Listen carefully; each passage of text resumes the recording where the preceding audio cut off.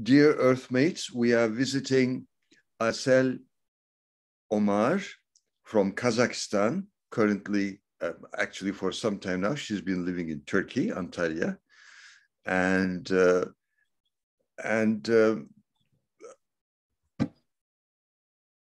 she is a poet, scholar, translator, a film director,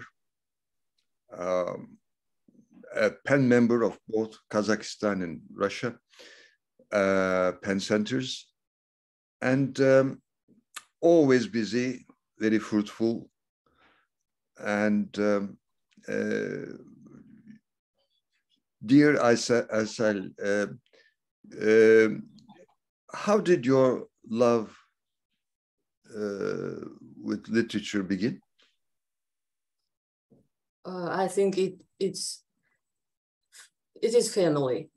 When you have each family members who is always reading and have their glasses, you just repeat at first the same, and they share their books, their favorite books with me from my early childhood. So now I have my glasses and my reading. And after that, the school teacher of literature and Russian language was so creative. And I think she influenced me to choose some occupation related to literature. When I was 11, I decided to do it. Wonderful. And you were born in Almaty. In Turkish, we say Almata, Kazakhstan. And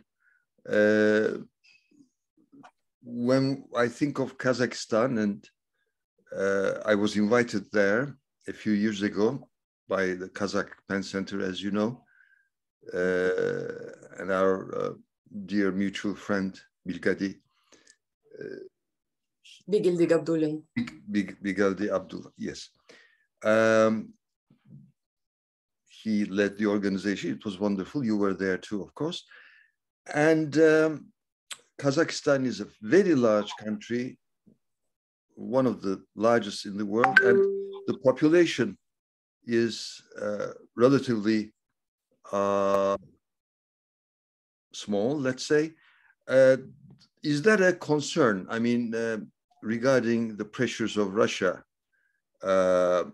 what do you think about that? Because there are lots of natural resources in Kazakhstan. Yes, I think that Kazakhstan is always in some interesting situation because this big country, as you said, with a small population, about 20 million of people, is between two big authoritarian countries, Russia and China. And as all not big countries, Kazakhstan tries to play his game in this situation always. And last several years, we have some not good claims from Russia, from government Duma and other politicians like Zhirinovsky. They said about Russian language pressure in Kazakhstan. I think it is ridiculous because every Kazakhstanian can speak Russian, every Kazakh, every Russian, every other nation representative can speak Russian and can take their service in any governmental office in Russian.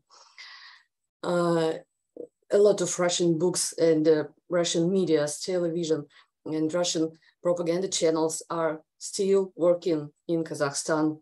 So I don't understand that pretentious calls about Russian language.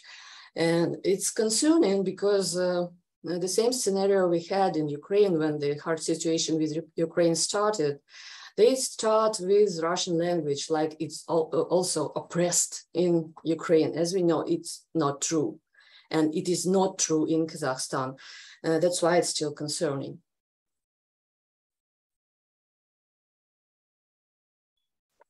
Instead of the Cyrillic language, now the Latin-based alphabet is in use more and more, and it's like the alphabet, thanks to Atatürk, we have been using in Turkey. But Russia doesn't like that, do they? I mean, they want the Cyrillic alphabet.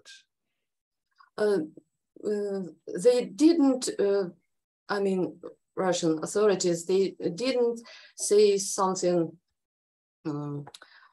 concrete about this. Officially, they didn't say it.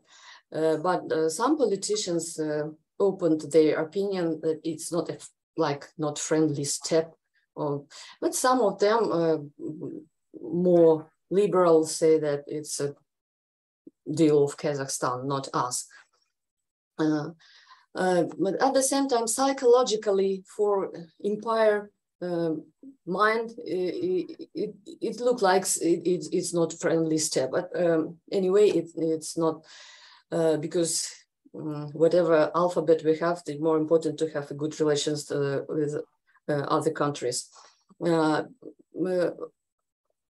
am okay with the Latin alphabet. I think it would be better for Kazakh language because as philologist, I can understand that even Cyrillic alphabet influence into pronunciation of Kazakh language, which was softer before. And every alphabet has its influence towards language, on the language. And as my grandpa, he was, when he was young, he studied his school in Arab alphabet, then proceeded in Latin alphabet and finished with Cyrillic alphabet. Every alphabet changed our mind, I think. And of course, if some people in Russia concerned about that, I can't understand it because it's like we're going to other mind, the mind of Cyrillic alphabet, of Latin alphabet, and it means like Latin speaking world. It's a different world. Yes. But in our time, I think for Kazakhstan, it's good because of cyber technologies. It's better goes with Latin alphabet in any language. And in cultural sphere, we can understand other Turkic nations better. We can understand texts in any Turkic language better than now. That's right. And there is an interesting and I think probably true argument. Though we are used to saying Latin alphabet is based on the Etrusc alphabet, which is related to Turkic culture in a way. So that's another issue. By the way, my dear friend, Uyghur friend, Kaiser Özun, who is in exile in Sweden from East Turkestan, which I want to call Uyghuristan actually, and the Chinese call it Xinjiang, which means the new place, new area for them probably. So I'm now, although I consider myself a Earthmate, a world citizen of the world, I still give priority to oppressed people and oppressed peoples. So he said to me, even France and Germany, who fought twice at least between themselves, 2 world wars, they are together. They are trying to unite, you know, in Europe. Why shouldn't we, 6 Turkic countries, why shouldn't we form a federation? I said, this is a good argument. It is not racist, and he insists, it is not racist, it's not against anybody. But why not improve these relations? I agree with him. We should not leave these good relations to racists or nationalists, but I agree with him now. I wanted to quote him. By the way, Is your telephone on? Would you switch it off? Because echo is coming from your phone, I think. Okay, I'm sorry. I hear myself there. Thank you so much. Okay. Who are your favorite authors who have been your favorite? How about the Kazakh literature, Russian literature, American literature? A lot of them. Maybe it's the hardest question. Who is favorite? I think that Leo Tolstoy, for me, it's a one separate, wonderful, beautiful world. It's a whole world of his books. I grew up with it. Of course, Anton Chekhov. You can start as a kid with his short stories and go through all your life with his novels and stories. And Anton Chekhov is like your elder related person. You can ask your questions in every time of your life. And you can have good and kind answers about what we are doing, what we are living for. This is Russian literature. It's great, really. And as for Kazakh literature, I like early Mukhtar Avezov's novels and stories, which were very modern and feminist. And today we say that he was the first feminist in Kazakh literature in the early last century. And now I like the novels of Alibek Askarov. He writes in Kazakh language and he was translated into Russian, and he's pretty popular now in Kazakhstan. His prose is very, very strong. He wrote his novels about the Soviet period of Kazakhstan, and which is very interesting now because it's our mind changed towards what happened with us in Soviet times. And when we see it from our times, it's more interesting to go over after overcoming our Soviet past. And I really appreciate American literature. And what is great, what I can understand how he does it. I mean, William Faulkner, of course. I can't understand what a fantasy, what a soul, what a mind he has to do it. It's like a big enigma, big secrets of his prose. I can't dissolve. I read about him, about his biography, and anyway, it's a big enigma. And at the same time, it's very, very deep prose, which says a lot about what is going on inside of people, inside of a human, and between people of different races, of different social groups. And it's still actual, and it's still sharp. Closer to our times, I like Charles Bukowski. I understand him as a beginner of free poem with no rhyme. And now it is mainstream. A lot of people write in this manner, but he was one of the first. And in spite of he's so cynical, as they say about him, but at the same time, every his poem, every his story, it's a big pain, and I appreciate that he's sufficiently brave to say about that, because the things he told about often we can't say about because of hesitation, because of psychological complexes, but it's very important to say about those things. It helps people to understand what's happened to them. I see. And a little bit about Chekhov. You're happy if you know Chekhov in his original language, because his style is the best style in Russian literature, and till now it's not outdated. What's interesting, because it's very laconic, not so emotional. It's pretty rational, as I see it, and it's still very, very beautiful. Wonderful. I visited his grave too when I was visiting Moscow.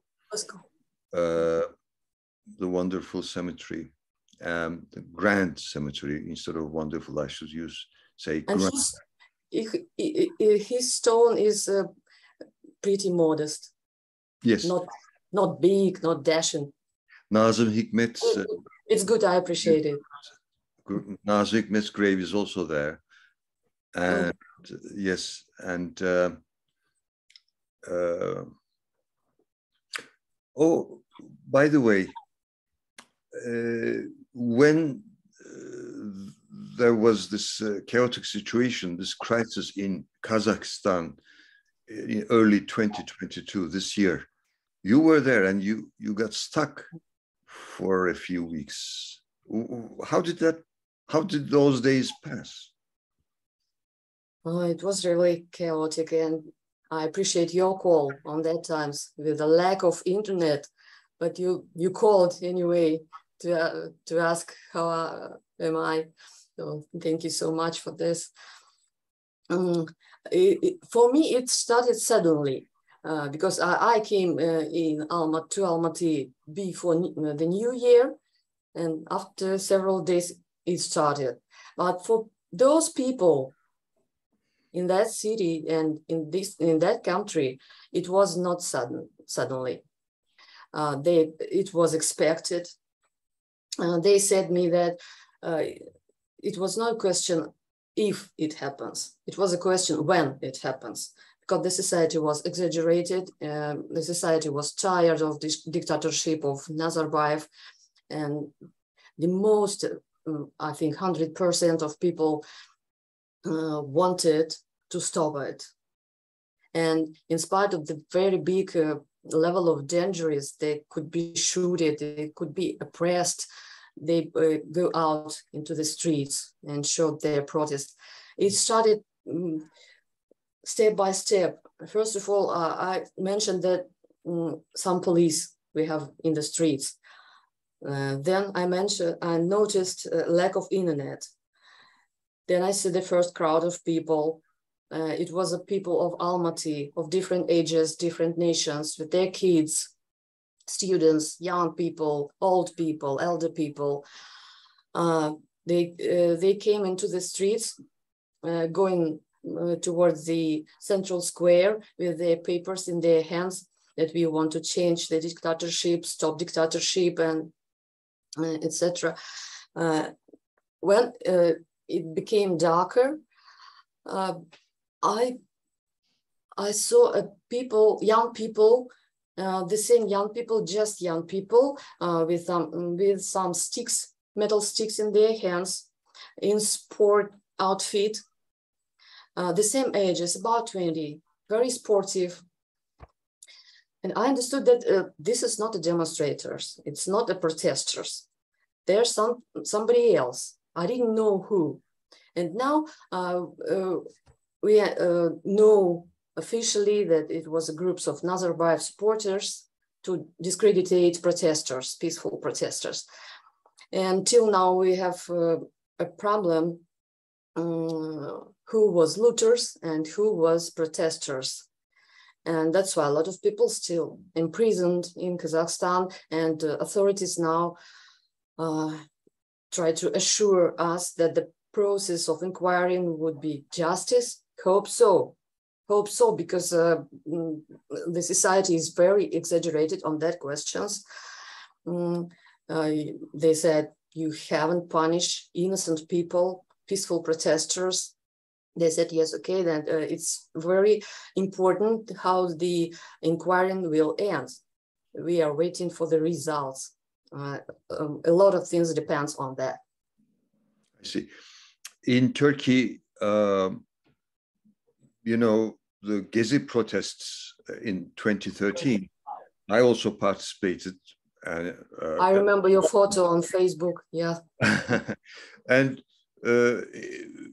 I'm proud of it. I mean, every Democrat in the world, everybody who loves freedom and environmentalists at the same time, it's one of the wonderful periods of time, but the government, Erdogan's government, has been trying to discredit it,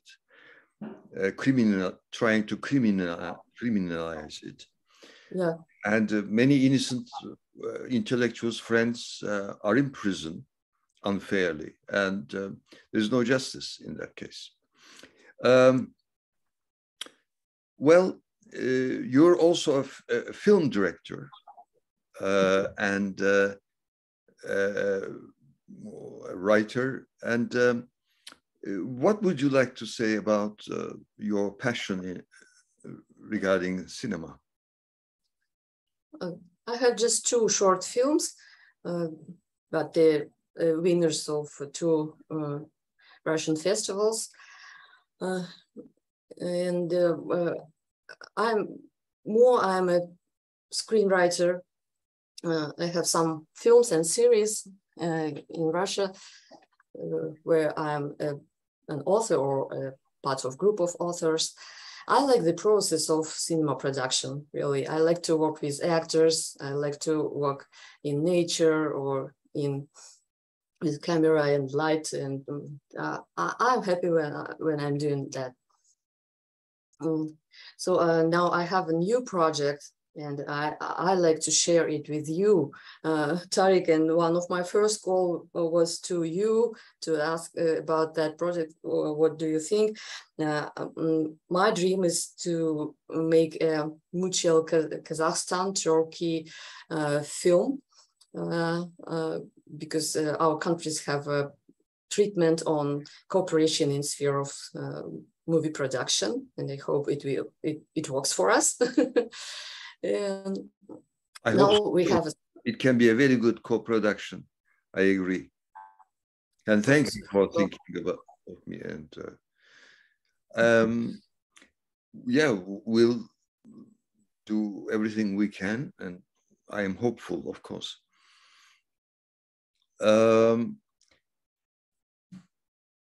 You have been in Turkey for some years now, and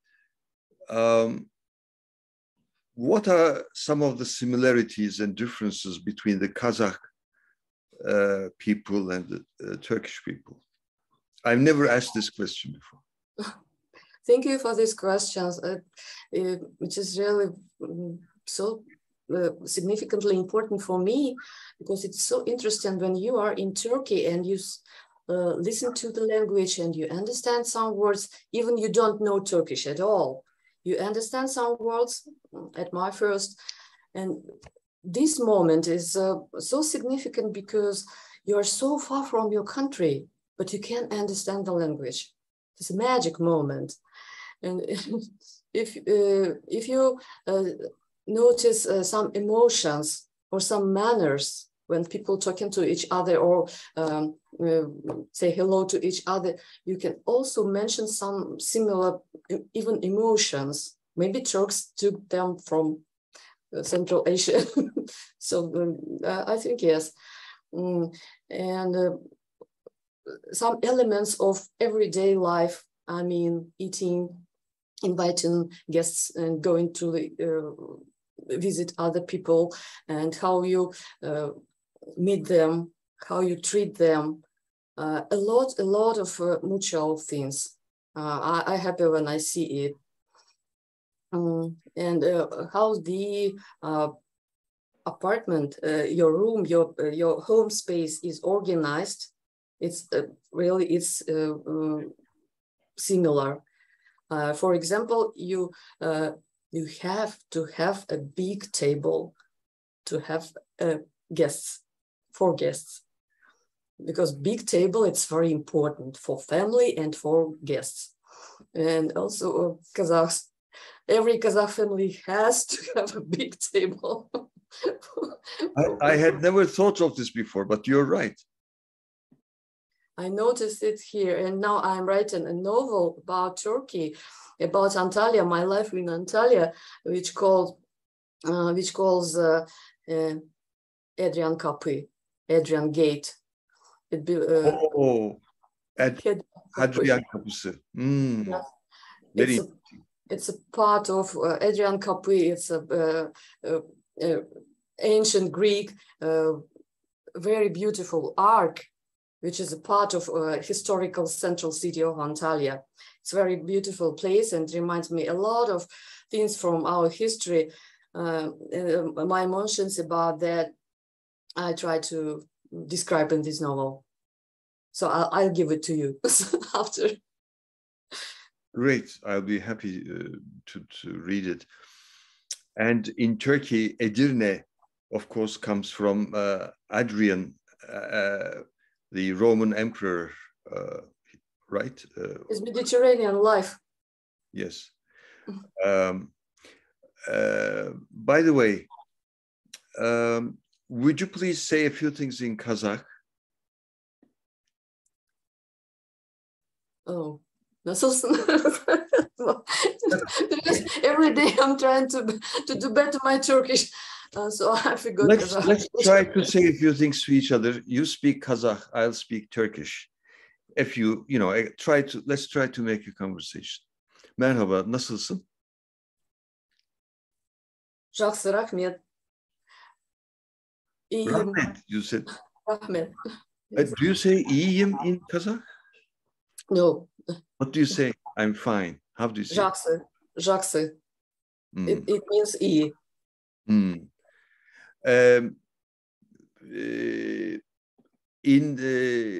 Kyrgyzstan,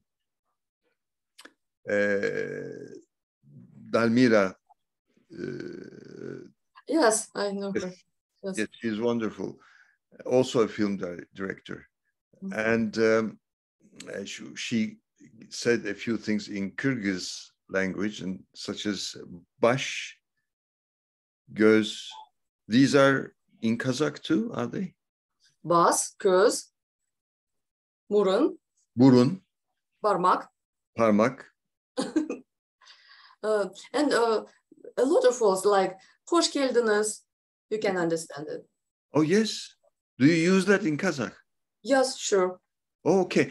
Actually, I'm in favor of preparing a list of words that are common in Kazakh, Turkish, and then Kyrgyz, etc.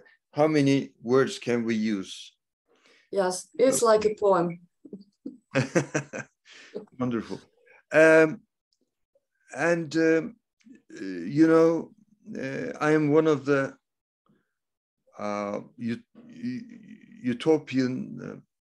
utopia-related people who are also trying to be realistic.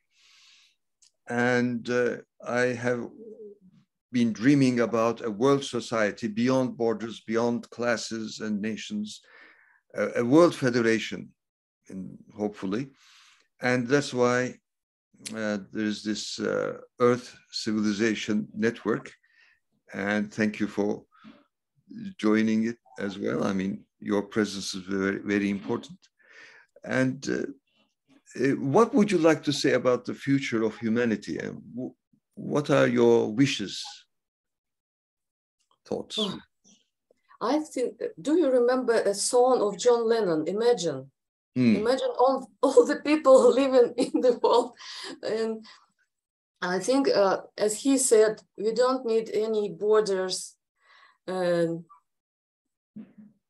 any reasons to fight, any religion to separate us from each other. This is the dream. This is a dream to live with no borders, with no nations. I mean, like humans. Yes. Humanity should be united and live in peace. Of course, it's a dream. But I think we can do every day something, as your project Earthmates, for example, to realize it. Because I think it's possible to realize that I think our future people of the next century would see at us as barbarians who can fight each other, kill each other, shoot each other because of territory, because of money, because of something else, because of race and or national or social reasons. It could pass, and I believe it will pass. Yes. And every writer, I think, do something every day with his every word, his book, to realize the idea. I agree with you. To me, life is sacred. I don't belong to any religion, and I don't think there's a supernatural being that created us. I am a naturalist. I respect nature, and I'm fascinated. I'm trying to learn and trying to contribute. That's all. And to me, I mean, instead of separating life into a worldly or earthly life and then a sacred life, or I am trying to live as if I am praying, or it's not praying, I've never in that sense, but I've never prayed. But to me, living should be sacred. It is sacred. And whatever we do. I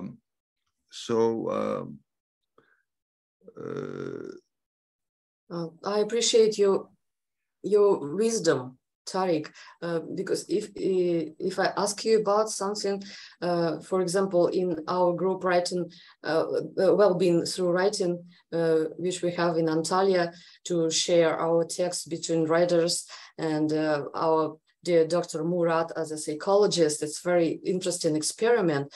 And if I ask doctor and you about, for example, relationship between people, between men and women, or between friends, you also give me very wisdom